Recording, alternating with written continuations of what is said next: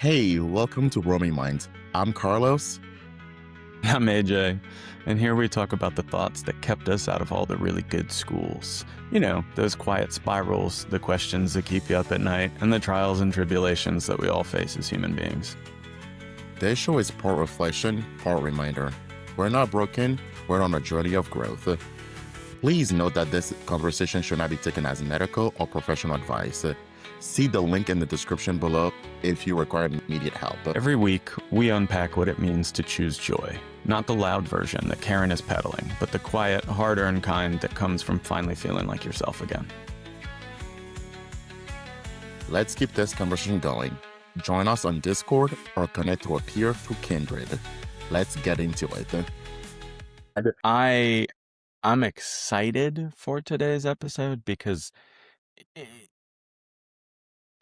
our goal, right, is going to be to bring some of those more like abstract concepts that we've discussed and touched on throughout, the past season, maybe even before, and make them a little bit more tangible. We've talked a lot about systems. We've talked a lot about implementing change, but we haven't necessarily been like, this is what to implement. This is what to change. This is how you go about discerning about that change. We were really just trying to raise awareness previously, and this is kind of where that will shift. It's interesting because I don't know about you, but I spend a lot of time trying to figure everything out, whatever that is. Figure out what I'm going to do in a week, what I'm going to figure out to do next year, what I'm going to do about this situation, what I'm going to do about my personal satisfaction, what I'm going to do. The list is endless. That shit is fucking exhausting when we try to over optimize everything rather than, I think of it like music production, right? When you're mastering something or when you're messing with sounds, it's not like you're sitting there turning that knob all the way down or all the way up. Because if you turn that all the way down or all the way up, it just you remove the essence of that sound, as opposed to just tweaking it a little bit here and there and being like, and then it's not that you've lost the essence of the sound, you've just made it cleaner, you've made it clearer so that you can actually hear something. Nowadays, it's not like people are like, hey, just go make a tiny little change. And this is gonna, I guess, ties in a little bit with what we were talking about last week, is that intensity. We're like, oh my God, my whole life needs a major overhaul. I know I've been thinking that for the past couple of weeks, and maybe I just need to overhaul everything and can completely redo everything. And that's not the case. Not everything needs to be optimized. Not everything needs to be fixed all at once. It's not going to be how we are able to sustain growth over time. The best way to sustain that growth over time is by implementing smaller little changes here and there. If I'm like, I don't know, I'm dealing with fixing our front yard because it needs some work, needs some attention to be paid. And I look at the whole thing and I'm like, oh man, trying to do all of this is going to take effort, time, money. But if I just start with the doormat, it's something manageable, it's tiny, it's easy. I can do that today and I can feel a little bit better about myself because I took this much action towards it. And I think part of the problem is that we end up following blah, blah, blah. We end up falling into one of two really common traps. We either go to one extreme where we just show this over resistance to everything. I must change this. This has to happen, and I'm going to redo every little thing right now. And then after we redo it right now, then we have to constantly maintain each and every single piece. And I mean, dude, you want to talk about burning out real quickly? that constant optimization is always going to be how that works. Yeah. Or we fall into the over acceptance of everything and we just resign ourselves to everything. This is where we see that that learned helplessness come Yeah. into play. Like, Apathy. right, I mean, I can't do it, so why am I going to bother? Or this is just too hard. I'm not getting what it is that I want out of this fast enough. So what does it really matter? Obviously, learned helplessness sucks. It's not that you can't do it. It's just that the results aren't coming fast enough, right? Which is a Mhm. big concern in today's society because everything is given to us so quickly that that learned helplessness can just creep in so much faster. Yeah. And so between that and then the constant optimization is super easy too, because you can find content and information so quickly. So it's not either or is not not great because it removes us.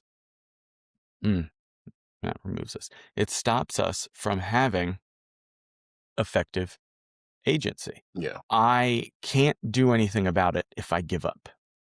And then I can't do anything about it if I'm too burnt out to make a decision about anything or to be able to process any new information. Mm. When we talk about that agency, it's not about changing everything. It is about knowing which part of your life or which part of the system that you have created has a possibility to change, and not just that it has a possibility to change, but that it's going to be meaningful. I could go ahead and be like, well, need to change the brand of toothpaste that I'm using. Maybe that over optimizes something, who knows? But is that meaningful in any way? No, not really. What's going to happen? Maybe my teeth are a little bit whiter. Maybe my breath smells a little bit better. Again, that there has to be some sort of meaningful piece involved in that. So I when guess. you I yeah, guess it go will be for it. meaningful if you have bad breath. I don't know. Sure, and that makes a lot of sense. But we're not. It's not that it can't be. It's just it may not be, and so you have to make sure that it is going to be meaningful, right? And so when we try to look at it, right, we can look at it and kind of break it down into three pieces. You can control it. It's got to be controllable. So you have to be able to change it. It has to be, uh, it's got to be influenceable. Right? So you have to be able to shape that as the changes occur and manipulate. And then it has to be structural. It has to be a part of your life so that you are going to navigate it. And that's going to help you to really look at where those aspects that you can navigate are. If you can't control it, then it makes no difference, and move on with your life. If you can't influence it, then again, it doesn't matter. Why waste your time on it? If you're not navigating it, if you are not physically going through it, what are you doing? And I understand that there are times when that makes sense. I'm not, the goal is to understand these are the places that you should be looking at to go and find places to begin to make minor shifts. When we begin to actually apply effort in these places, we start to notice that things start happening. Maybe not immediately. Typically, if we make a change, something is going to happen immediately if we make it. And we're either going to like it or we're not. And we have to pay attention there. I mean, I know I talked about this last week. We don't always know when that is going to come back to us. Ideally, it comes back quickly, but there's no guarantee. It doesn't have to come back quickly. And so it boils down to understanding where it is to go ahead and put forth effort because that is going to make the most amount of impact. And this is a trainable skill. When I first started trying to change bits and pieces of my life, it wasn't like I started making major overhauls because I, at least at the time, that was what I needed. But I knew where it was that I needed to make those changes by going out and taking action, and taking, in some instances, the wrong action. There were things that I did that did not move the needle whatsoever. There were things that I did that made huge changes overnight, and they weren't. I started fucking running every day, a couple of miles, and I died while doing so, but that had lasting impact. That was a place that I put forth effort. And because of that, I've been living a healthier lifestyle ever since. These are things that happened because of a small decision that was made. I think initially I thought I was going to go into the military. So I was like, I better go get into shape. Turns out the military wasn't the right place. So that was not where my effort should be going to, but the effort should be going towards exercising more, towards doing these other activities. And that's really what we want to hammer home, is that once we begin to start taking action, it begins to be about making better judgments so that we can make better choices down the line. Does that make sense? No, it makes sense, but like what I was going to say is, isn't that rather hard? Because so it's easy to talk about, because and also the problem, at least that I find, is it takes years, and it's because I think maybe you. I don't know if you brought it. I would rate, like, I don't know what season, because my mind is all over the place. But like, it's the idea of like self reflection, and like I don't think we've ever talked about this, but also self criticism. Like, how does one really criticize themselves? Because obviously, how you're able to criticize, because some people, they have narcissistic personality disorder, so there really can't. There's a disconnect between the reality and what is actually happening. But for Mm-hmm. a lot of people, it's hard to really criticize yourself in a positive way, if that makes sense. Okay. So, yes, there's a couple of things in there, and I will definitely get to the self-criticism. You started off by saying, remind me again exactly. I got too focused on That it's self-criticism. what's it called? The I like it's hard to it's hard to Oh, be yeah, able yeah, to yeah. recognize that. It's just like it's just a Right. very hard thing to do, and it takes, and even if you recognize it, it takes many Hmm. years, which I Hmm. think leads people into a pattern of like, I'm good, apathy, I'm good, apathy, I'm good, apathy, and then it kind of evens out to a certain middling ground. Okay. So, yes, it does take years. It's not, this is not, I'm not telling you it's a quick fix. I'll tell you, I pursued going into the military for probably close to 6, 7, 8 months, something like that. It took time before I was like, oh, this clearly is not what it is that I'm really supposed to go into. And there were certain constraints at the time that I had that made it unfeasible. And I'm telling you, I really didn't notice those. And so that's what a good thing that kind of ties in, is being able to recognize those more structural constraints. There were things that I was not willing to do that made it impossible for those things. Now, to get into that self criticism, so we don't have to be self critical. We can be self assessing. And there's no reason why we have to criticize ourselves. We do have to be self reflective and look at things and make some sort of assessment based of where we're at. But that doesn't mean that we have to be judgmental. That doesn't mean that we have to be harsh. And when I think of self criticism, I'm thinking of more harsh language. Well, that doesn't necessarily add up, because this would be, you're not capable of doing this, or you're not capable of doing that.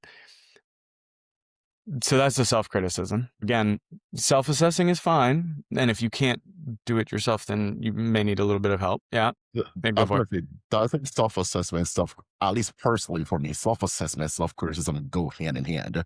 Because how can you really assess something without critiquing it? Because you have to be able to, because to me, when I think of critique, I'm just thinking of breaking it, like same thing with assessment. Like maybe I use those words interchangeably, and then maybe context dependent, I can see, I not that I don't see what you're saying, but I think when you're assessing something, for example, as a teacher, when you're assessing something, you also Hmm. have to criticize it. You have to do some kind of critique of it, Hmm. because Yeah. you can't really assess something to the best of its ability if you don't critique it. But critique and criticism have different connotations.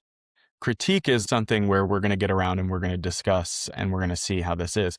Criticism implies that you're finding something that is, I said implies, and it's not in all contexts, and I'm not telling you that it's right. But typically, when we hear criticism, we think, oh, somebody's being harsh on, and I that's what I want to. understand. Fine. Constructive criticism. Does that work Right, and better? that's yeah, no, that's fine, but that's a necessary part of things. That's a part of self-assessment, isn't it? Yeah. It's removing that judgment from it. It's okay, well, I'm doing this, this, this, and this. I'm far from a perfect human being. I'm not saying I'm great. I've got it all figured out. But what I can do is I can look at it from, oh, okay, I'm not a piece of trash. I'm just a person trying to figure it out. We are all just people that are trying to figure it out. Nobody is special in that regards. We think about what it is that human existence is, and it is complex, it is confusing, and we have built systems and uh, ways of being that are even more complex that only add to that confusion. And there's still a ton of noise, and there's very little signal that comes through most of the time. This is why all of this stuff is important, because you have to be able to recognize the signal and ignore the noise. So when it comes to that more self-critical aspect of things that you're like, well, you're just fucking useless anyway, you have to put that away and be like, no, this isn't going to be a thing, because that is what leads to apathy. That is what leads to the long-term issues that uh, you were talking about at the end. You go for years and you're like, oh, I don't care, and then you do something about it. And then, if you can remove that self-critical aspect of it, right, then you can integrate the framework that we talked about. I think it was season 2, might have been season 1. The hope belief. If I remove self-criticism from this, then I can go ahead and I can say, okay, I'm going to go ahead and take these actions. This has to change. I'm going to make this little change. Let me go and do that, hoping and believing that things are going to get better. Without those two aspects, then yes, they can become self-critical. And then yes, trying to sustain that through the years is going to be more of a challenge. Yeah.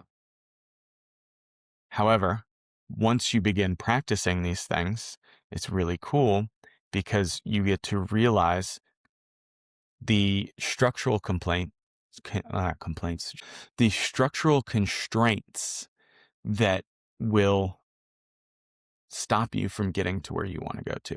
And it is imperative that you remove those from that self-critical aspect, because if we don't, that's where we're going to end up getting stuck, giving up, over optimizing, all of those things. You talked about it, I believe last week, if I'm not mistaken. You were talking about, first I was like, I'm going to go be a doctor, and then I'm going to do neurosurgeon. And well, maybe ENT is better. You reduce the scope of where you want to get to, eh, because you recognize those more structural constraints that you're not going to get into. And that is a skill. That is something that develops over time. It's not like you can just be like, oh yeah, well, I'm going to make some decisions today. And well, this isn't going to work out for me. This isn't going to work out for me. This isn't going to work out for me. So let me reduce that scope. Mm. You're not going to do it. It's not going to happen. You're going to have to go through it and you're going to have to take action. You're going to be like, fuck this, man. This is way too much. I don't want to do this shit. No, thank you. And then you reduce that scope. And there's all kinds of things that could be structural complaints. We don't know what it is. Again, I'm just going to come back to your example of neurosurgeon. There's a lot of prep work. That's a lot of years invested. It's a lot of extra effort. You don't have control over that, but you're going to have to do it if you want to do that. And it may be that you're not willing to do that. That's okay. There's nothing wrong with that. That's not a problem. That's nothing to criticize yourself over. It's actually where that agency comes in, because you're able to say, I am okay with not going to what I thought it was that I wanted, because it doesn't fit 100%. It's not what I was going into. There can be time limitations. There can be other people that are involved. I don't like going out to clubs or things of that nature because there's too many people. There's too much going on. There are structural issues there that I'm just not going to go and do. There's all kinds of different constraints that can be put into place that can stop us from getting there. We in no way, shape, or form are we going to recognize those right off the bat. That is, again, something that has to be developed through continual action. The other nice thing is that when you start to see those structural complaints, I keep doing, like, for real, that's like the third or fourth time today. It's okay. When we have those structural constraints, we learn how to navigate within them. And that is one of the most powerful things that we can do as human beings, is learning how to navigate within constraints. We have to. Yeah, I mean, it doesn't. That is all life is. Most of life is constraints, and you just have to figure out how can I work within the system, and how also can I work without out of the system, and also we're in both. So it's always a shifting balance. It's again, as we've really, everything is context and situational based. So sometimes you're working within the constraint. Sometimes you may have to work outside of the constraint because, based on circumstances, just how life presents itself. Right. It is imperative to being able to navigate life effectively, to navigate these things. Mm-hmm. And this is going to kind of come back to what you were talking about. Why would we do this if it takes years? Well, because we don't want to go back to what it was. Mm-hmm. I don't know the numbers off the top of my head, but there's a supremely low statistical likelihood that somebody who walks into a rehab facility or some sort of, I'm just going to use rehab because that's easy, is going to make lasting change. Well, why is that? Well, because we didn't put into place the system that is going to be able to allow for lasting change. I'm very careful how I wanted to word because it that. was like, I was listening, I was like, No, yeah. It's, I will tell you the most effective thing that I did was I went through I think I was in there for like 4 or 5, 6 months, and I built up the habits and the behaviors that were going to allow me to enact lasting change. 30 days is not long enough to enact lasting change. It's not. No, and I'll disagree with you on. no, I was just gonna say it. I mean, it's slightly person dependent, because some people are extremes, so some people are just able to do it, and some people, most people, not. I forgot what other point was I gonna say. Fudge. Oh, it was really good. No. Say your thing again. Maybe it'll come back. 30 days is not long enough for lasting change. Yeah. which I do and slightly disagree with, because I was gonna say it's really based on the person. And Yes and no. Yes and no. Right. Habit formations take what, 90 days? yeah, 90 days. Okay. Like, So oh, I think I, I was gonna say re so I think it really is how you view rehab. If you view rehab as to fix yourself rather than as a stepping stone, then do you see what I mean? So if you're yeah. going, I'm still going to tell you, I, I get what you're trying to say. It's all about the mindset yeah, going in. it's like about the And mindset and doing the work afterwards, because it's that thing of sometimes the people going to certain system and sort of ideal being like, okay, I'm going to do this, and then when I'm out, the hard work is over and I'm going to be good, without thinking that it's really you've gotten some kind of foundation. Now you really just have to kind of keep on building up on that foundation, if that makes sense. sure. And I'm going to tell you that there were people that walked into those doors that were like, yeah, man, I'm doing this. There is no way I'm doing whatever. And within 6 months, they were back to smoking crack in the bathroom. So that's the only reason why I'm going to say probably not. Just because, e- especially things like that take exorbitant amounts of time to clear out the stimulus responses that we had stored up. And so if you're too intense about it and you're not trying to step back, look at things, and work in that more stable manner to be able to get those long lasting efforts, it's just going to be more difficult. Now, there is going to be times where you're going to have to put up resistance, because we hit times, and maybe this is maybe a part of where you're coming in and where you're looking.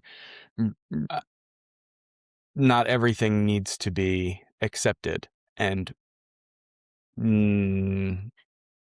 navigated. It's not the right word, because you still have to navigate it no matter what. It really is more about acceptance. Not everything. There are going to be times when you have to push through Yeah, in spite of.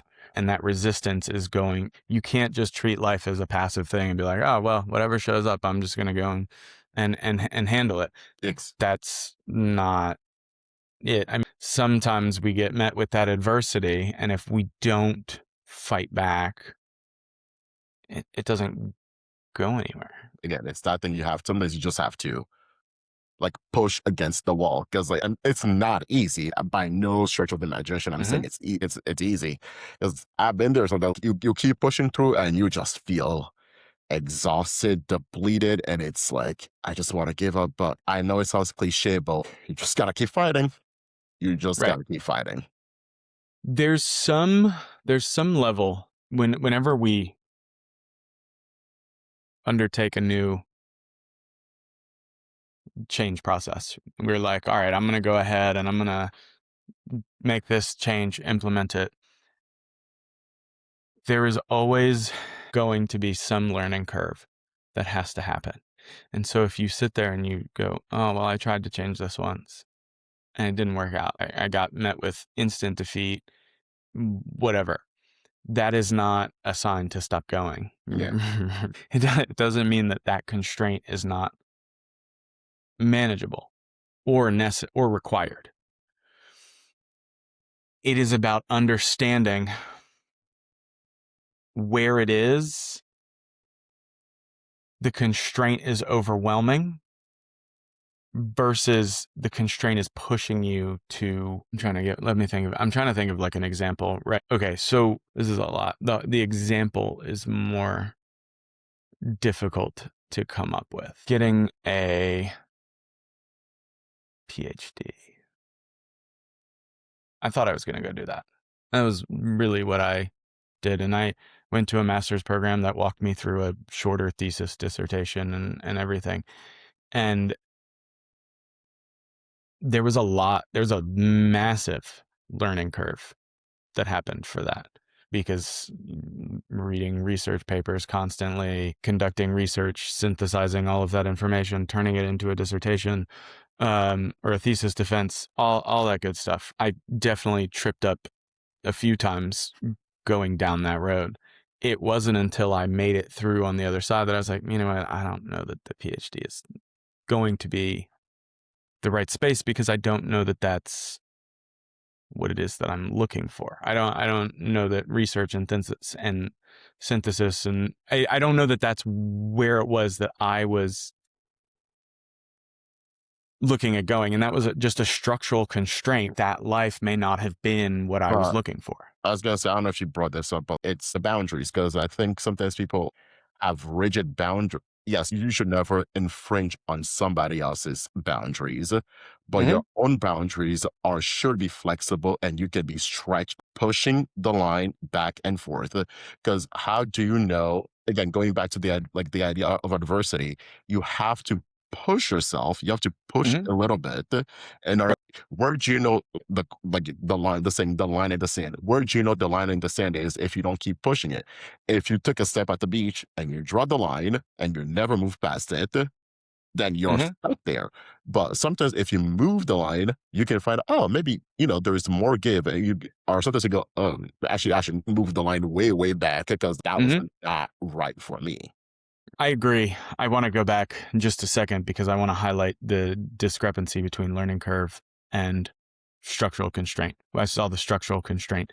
The learning curve for me, when I got into grad school, it was during COVID times and nobody was answering emails because we were inundated with emails, and I couldn't go talk to people in person because nobody was in person at the time. I still needed to come up with a thesis advisor. Dude, I cold emailed so many people and I didn't even get a response, dude. I had to keep communicating with other people to be able to get the thesis advisor that I had just to set up a meeting. I think I met with at least 3 or 4 people, at least, Oh, that yeah. had nothing to do with the research that I was doing, to try and be like, how am I going to do this? But what are the steps that I have to take? What is in my control to be able to do in order to get there, right? And that, like, if I had just been like, oh well, this is a constraint, COVID's a massive constraint, I'm done with it, right? Hmm. Then my life would look a lot different, because I probably would have switched and done whatever. It wasn't about um this isn't what I want to do yet. It was about, this is a blocker that is being put in my place.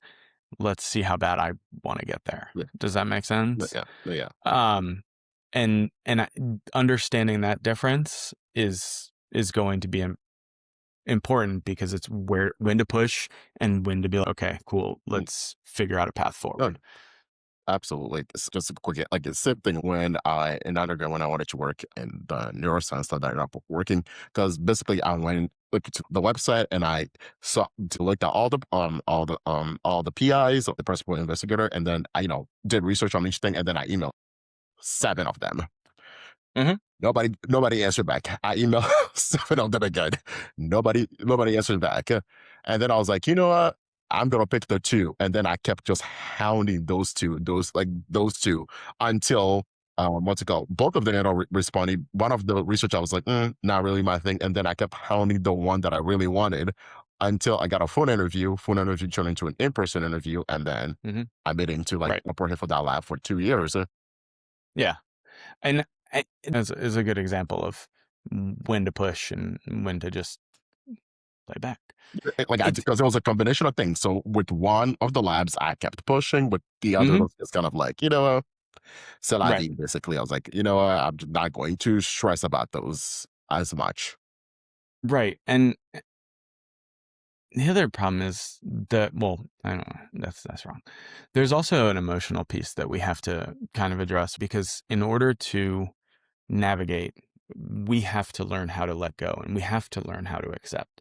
We have to learn how to accept things that are not within our control, and things that are within our control. Every day we wake up is a decision about where it is that we are going to go ahead and put our energy. Am I going to put my energy into my identity? Am I going to put it into these outcomes? Am I going to put it into relationships? Where am I going to put forth the energy that I have? And sometimes that letting go and that acceptance is an understanding of, okay, maybe this just is not where I am willing to put forth my energy. Yeah, Does that make sense? it does. And sometimes that gets hard because we want to think that we can do everything. We want to do everything. We want to make it all happen. But that's not always the feasible route. Sometimes there are major. So I think, for example,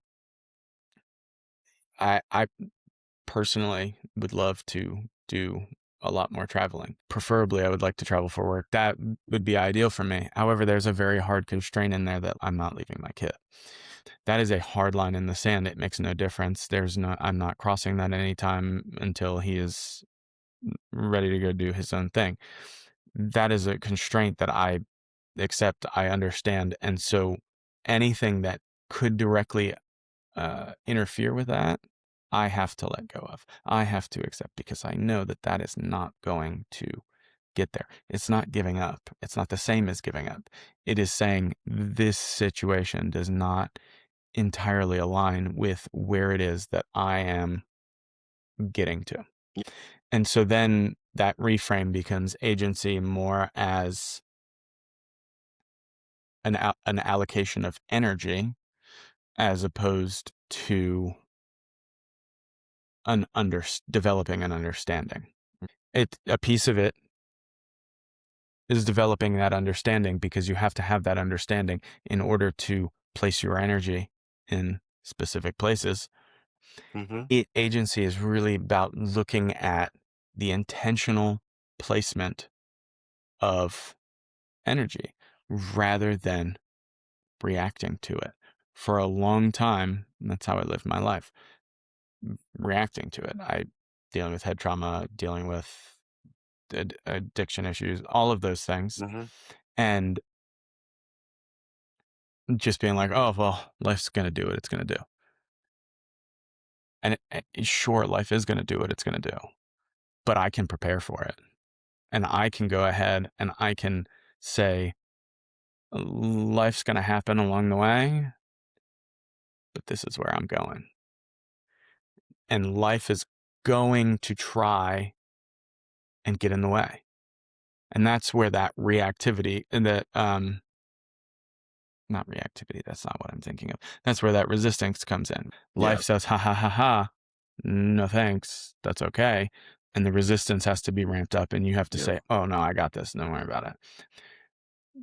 And then on the other side, in comes your personal constraints, the places that you want to get to, and you're like, well, that's not where I want to get to, so I'm going to turn 15 degrees this way and just keep going.